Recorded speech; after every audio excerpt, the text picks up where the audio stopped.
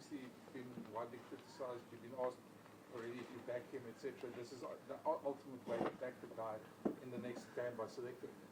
Yeah, no, definitely. We had a team had a little laugh at a few of the memes and stuff that went around and had a look at it. And then we see it as, people who hasn't gone through that, hasn't felt that kind of pressure and doesn't know how tough it is. And we totally understand that people will criticize him and he takes it on the chin. And we all as a management team and as coaching staff, we take it on the chin. But the only way to get a guy like him through this is to get back onto the horse and ride it till it's flat again. So and we certainly have made some plans, and the way we want to play Mon is integral this weekend, and then we've made some other plans of the goal kicking as well, which hopefully will work. So can I ask you, good afternoon, gentlemen, good afternoon. But can I just ask you, just as a follow-up to my colleague's question, we've got millions and millions, you guys as Springboks, as coaches, millions and millions of Springbok support, very passionate about this very brand that is Springboks. Can I ask you, what is your thoughts on how South Africans and Springbok support their team and criticize their players when things are not going the Springbok's way? No, we totally understand that. I mean, when we play well, we take the credit and we smile and we're happy, and the guys love the positivity and how people praise them, and we take that. So when we're not playing well and when we're not doing things as well, they surely have the right to criticize, and especially if we did not put in all the effort in a specific game, which I did not think was last week's case. I really thought Argentina played well. But then when it comes to individual things, if you take that game, Argentina missed 3 kicks at goal and we missed 2 at goal. So I think we missed 4 or 5 try opportunities, which is much more, how can I say, bad than missing a kick like that. But Moni, he's a professional. We professionals. We all around him, and he's starting again this weekend. Another chance with a guy like Andre. I think there's 18 World Cup winning Springboks part of the match day 23. Vireide Villiers van Radio Laveld 100.5 FM. There's a perception that the new game plan has adversely affected the performance of the starting nines. How do you keep them motivated if the job's that much harder? The first time I hear about that, it's adversely to the nines. It's actually, I think a guy like Jaden who's starting this weekend, it's very exciting for the younger nines. Grant Williams, Jaden, a guy like Faf has been out, Herschel has been out, and Kobus, he's already in his 33, I think.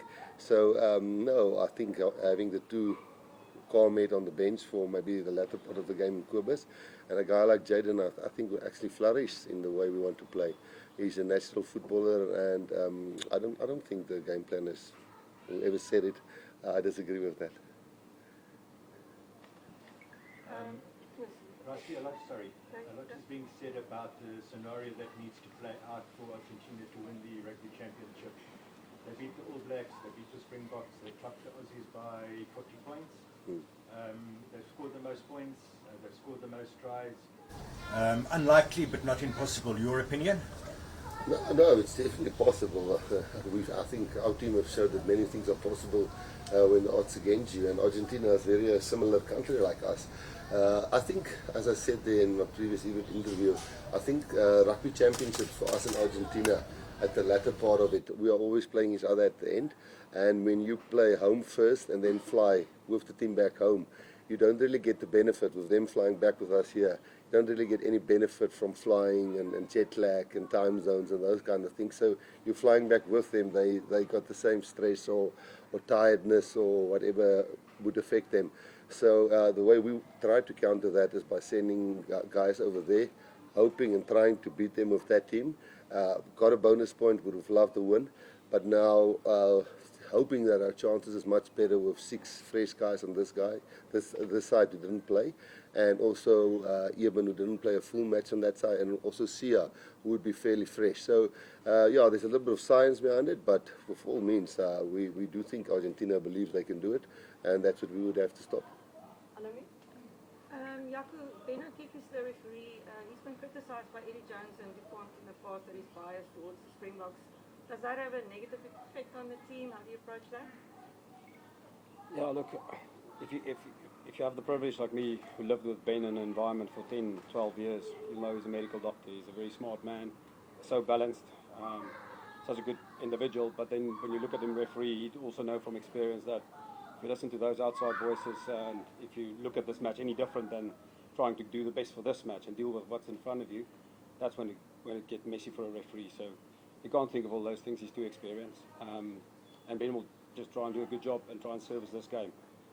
It's a playoff for any referee. I mean, this game decides the championship, and Ben's done British Lions games that's decided outcome of the series. He's done World Cup quarterfinals, us against Ireland at the World Cup, always within 1 or 2 points. And Ben knows when it's within one score, the team that loses, their fans are loaded, and they'll be critics. So that if South Africa lost against France with that 1 point, it would have just been in reverse. So I think Ben is smart enough.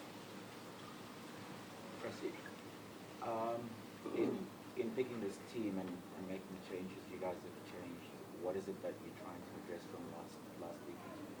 Yeah, I think the one thing that Argentina really does well, they don't even have a provincial competition where they're playing together. But I think Filippo's got with his team that Argentinian old spirit back where they're really passionate and they believe in the way they're playing. And they're certainly a team that likes it fast and loose. And when we hit the ground then it was 40 degrees and we were flying just over there. We certainly felt that in our legs and the pace was really high. That's why hopefully we can contain those. It was actually the man who got the yellow card, and at 10 minutes they scored 2 tries, and then actually in 17 minutes they scored all their points. And I think the second half was 6-3 for us. So it's that moments of brilliance which they have. They've got a lot of sevens background players, which it's not a lot of structure which they break you down with. But when they break you down, like Australia 60 points, New Zealand not even a bonus point, and us only a bonus point against them. So it's certainly. And the average age, I think, is 27, 28. So they're a nice settled team with a coach that knows how he wants to coach them and a team that knows how they want to play. So we'll try and play in our terms this weekend, and we didn't totally manage that 100% away. So Bobby, good afternoon, welcome back from the game. Bobby, can I ask you, your coach has constantly been talking about a European test in Santiago, that if you guys don't manage to win the match over there, this match will be as a final. Is there added pressure on you guys as more experienced players, leaders, to deliver the goods this weekend? And then the second part of my question is, as a leader, how do you guys back a player like Mane who's been a bit under pressure this past weekend? And so please say something about your teammate, Ibn Esbet, who couldn't reach him. Yeah, and I think we know, I think we all understand the magnitude of this game coming this weekend. We know Argentinians are always tough, we always respected them. I think they bring the physicality that we kind of also want to bring to other teams. This game this weekend is going to be important, it's going to be vital. But obviously, we have made plans, we had a meeting yesterday, and we just stick to our reality. We know our reality, what it is, and we know that we have Springbok standards we want to achieve in the game. So it's definitely going to be a massive one. And coming to Mane, I mean, talking from experience, in 2016 when we lost to Italy, I threw the last line out there and we lost it. And I mean, I got my name dragged through the mud and all that. And it does come with playing for the Springboks, playing at the highest level. You make a mistake and cost you a test match. And someone like Mane, someone who's been through a lot also in his life. I mean, outside of rugby. I think this is for him. It's just another challenge, just to prove himself to himself first of all, and to everyone else. That he is a fly-off of international standards, especially in the Springbok jersey. So it's going to be a tough game, but we're looking forward to it. We'll prepare as best as we can, but as I said, we'll stay in our reality, and we'll make sure that we fix our mistakes that we need to fix for the following weekend.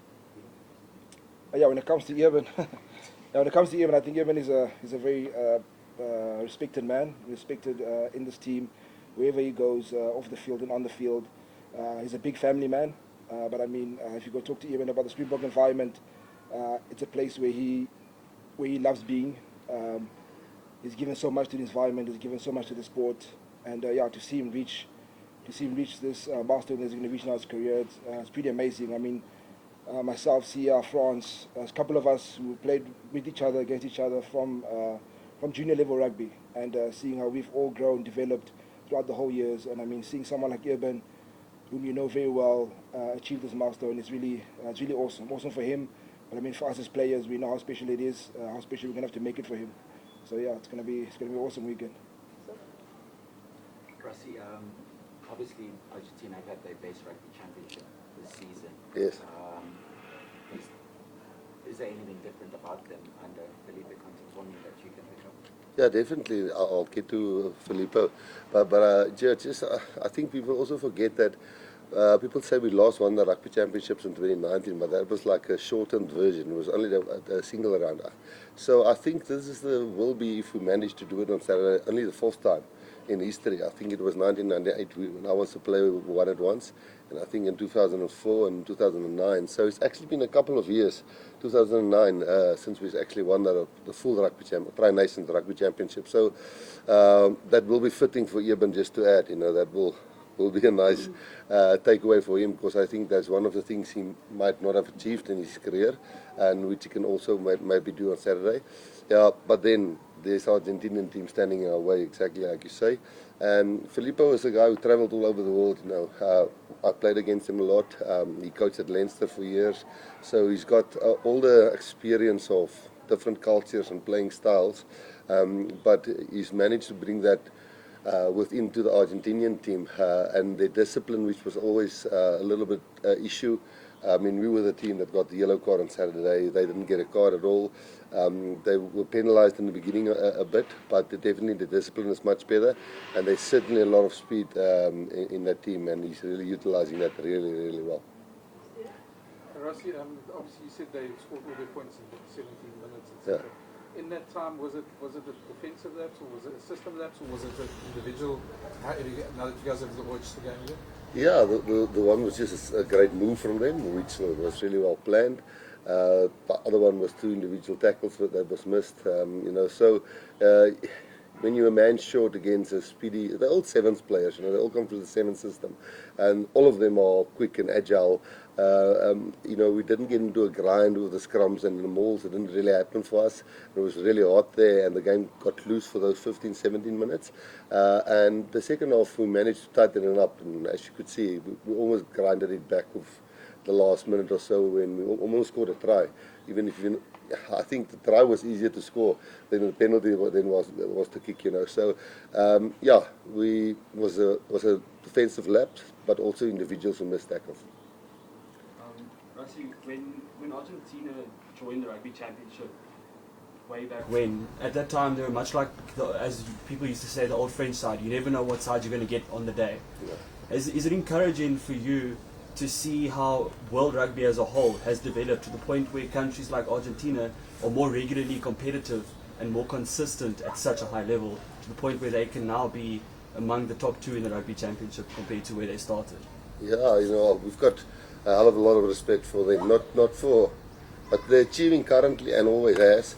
Augustine Pichot was a good friend of mine, and we're regularly in contact, and he said on Saturday, my rugby win before the game, but he's personally done, and what Argentina has done for the game is amazing. And to think that their players are playing all over the world, and they get them together and they still perform like this to beat all 3 southern countries by all of them. It's only us that got a log point out of one of the games. Obviously, they lost the other games. But I think it's nice to have countries like that who makes it. Sometimes you put them down and they don't get opportunities, but they just find a way to climb up again. And we see ourselves sometimes we're also in that boat, and we also manage to get out. So Rassie, sometimes I have to ask those heavy loaded questions. No? South Africans, 64 million people who are celebrating Heritage Day today. Obviously, you guys have a very short week. You guys have to focus on rugby at the moment. But what does it mean for you guys as South Africans, as individuals, as human beings? How do you guys celebrate, and what does it mean for the Springboks? Yeah, I think everybody's different. Pongi's different than me, and Pfeiffer and I'm different, and there's some guys who's different religions and with different backgrounds and cultures. So I guess everybody's got their own way, and I think that's what makes South Africa special. We certainly in the Springbok team have a certain culture how we like to run things, and it comes very natural to the players because it's been installed over 6-7 years, or over many years. But I mean, it does change with ebbs and flows as different coaches and management team or players comes in. But with this specific bunch of players, I do think the players really carry themselves well and try to be the best they can do to make this country better. And obviously their own cultures, they will support and be happy in who they are and what they are, and to be South African. Rassie, for Felipe and Argentina to win, they need to deny you guys a bonus point, and they need to score 3 more tries than you. And obviously, their mindset going to that game is going to be to score tries and try and put up as many points as possible. That can be a good thing and a bad thing for both sides. Just how do you approach a game like that, knowing the opposition will want to score so many tries against you?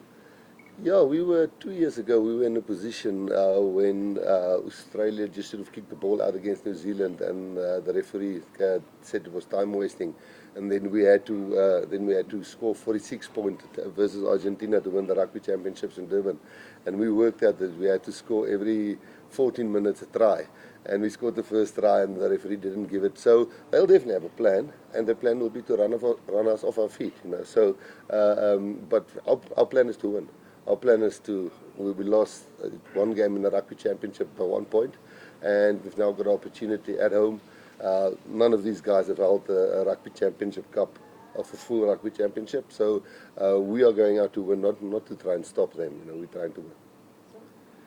Babes, all this talk about yellow cards and Argentina not even having one with Lavadini in the squad. Are you a bit worried that Rossie's looking at whether their laws apply seriously? Yeah, I'm in trouble, am I not? No, obviously they do something right, and they've changed a few habits, but sometimes when you're under pressure, some of those things happen, and like Rassie mentioned, the flow of the ebb and flows of the game. If there's momentum against you, sometimes those cards come easier because players are under more pressure, and you give meters, and then the same infringement look worse.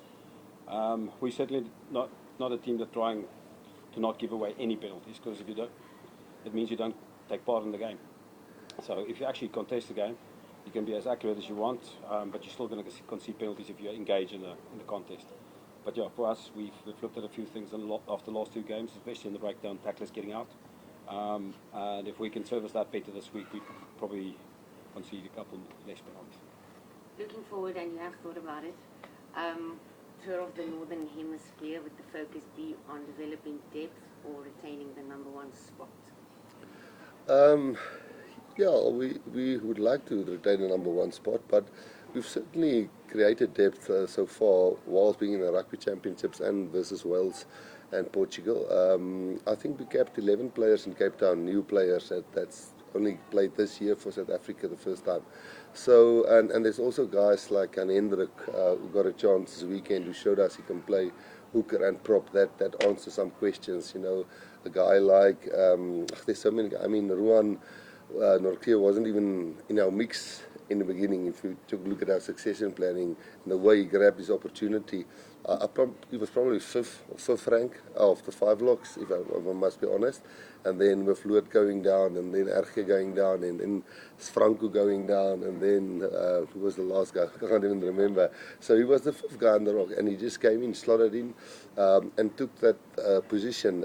He'll certainly make some mistakes, but he's a young guy. He can go to the next World Cup. You know, you could see we had Grobbies, we gave him a chance. We gave Gerard as a young guy. We've got Damian Willemsen who must come back. We've gave Sasha a good run.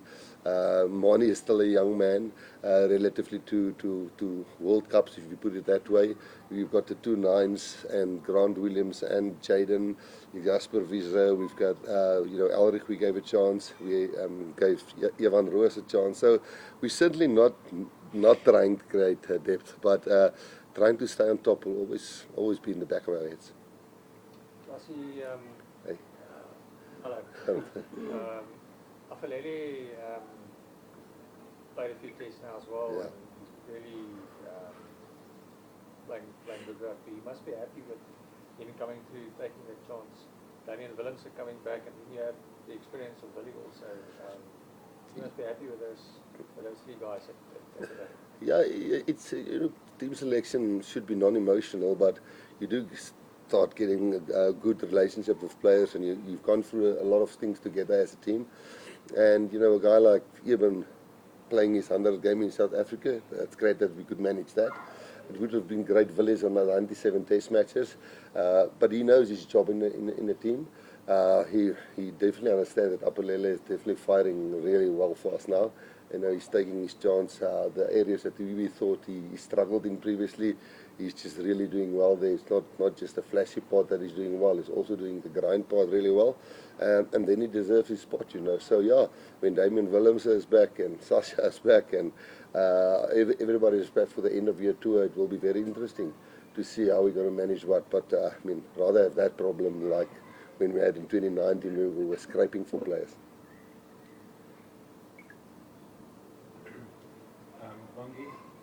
The stadium is sold out for Saturday. It's the first time that a Bok Argentina game in South Africa has been sold out. Times are tough in South Africa, household budgets are tight. What does it mean to the team that 42,000 people are going to be at that stadium shouting for the Boks and hoping that you feed off their energy? Yeah, I think that is one of the most important things that we as a team look forward to the weekend, especially playing in South Africa, playing in front of your own people, of your own country, wearing the Springbok jersey, and just playing your heart out and showing pride. Because I mean, they pay, as you said, it's a tight economy. People sacrifice time and money to make sure that they do have the tickets to come and watch the Boks. And I mean, throughout the whole year, that has always been our mission to fill up the stadiums in every place in South Africa. You know, talking from past experiences, we've been to dark times where people didn't even want to wear the Springbok jersey. And I mean, now the Springbok jersey are sold out everywhere you go.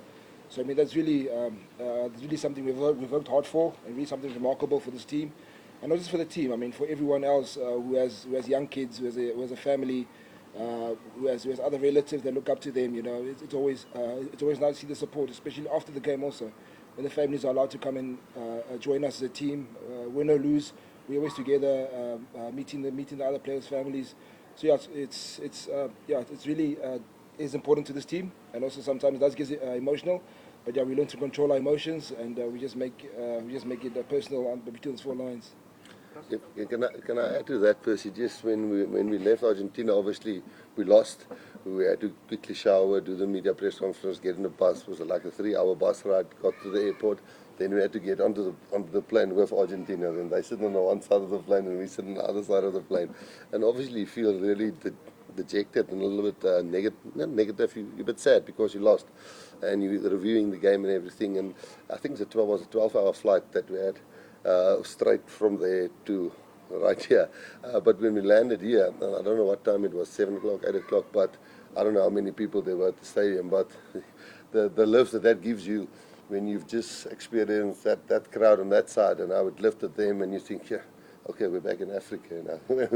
As we land and the people stand there and you see some familiar faces, and yeah, it's very nice. Jimmy Stonehouse was at the training today. You're back to normality, and it makes a hell of a difference.